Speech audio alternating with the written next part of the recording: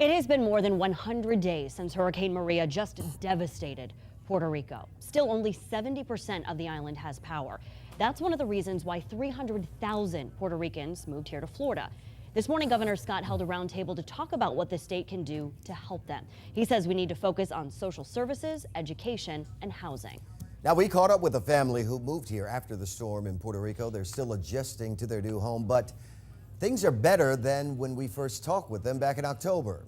10 News reporter Grady Trimble explains the help they've gotten hasn't come from the government. I'm still crying. This time, Maria Rexach is crying tears of joy. Life in Lakeland, since moving from Puerto Rico, is getting better. That's a good memory. We first met Rexach in October. She sat in the same spot at a family member's house then, but in an entirely different position. No home and no idea how to get help for her or her grandson. But now I can say I'm happy. Rexach pored over stacks of papers with government programs that could help. But in the end, it was United Way that found her an apartment and will help pay for furniture. She moves in this week. I don't care how small it is. It's home. You know, it's home. She's had some time to get to know Florida, checking out Lakeland and seeing family in Miami. Her husband is here visiting from Puerto Rico. He's trying to get help from FEMA to rebuild their home, which was destroyed. No luck so far. And what about you just watching it from so far away? Oh, what can I do? Nothing. Rexach is getting help from family in the area. Marcos Garcia moved to the mainland after his home was destroyed by a mudslide.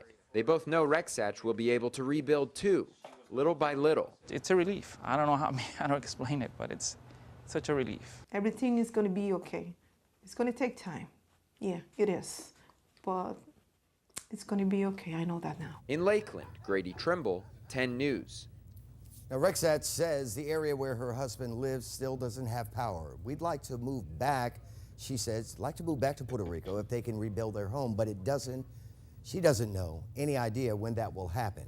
Now, meanwhile, Saturday marks a major holiday for Puerto Ricans and many other Latin cultures. January 6th is the Three Kings Day. It marks the 12th day of Christmas or the Epiphany.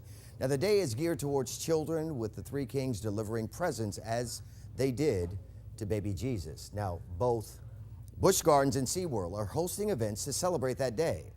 And the South Shore Chamber of Commerce is hosting an event in Waimama on Saturday. That information, all of it, is available on our website at WTSP.com.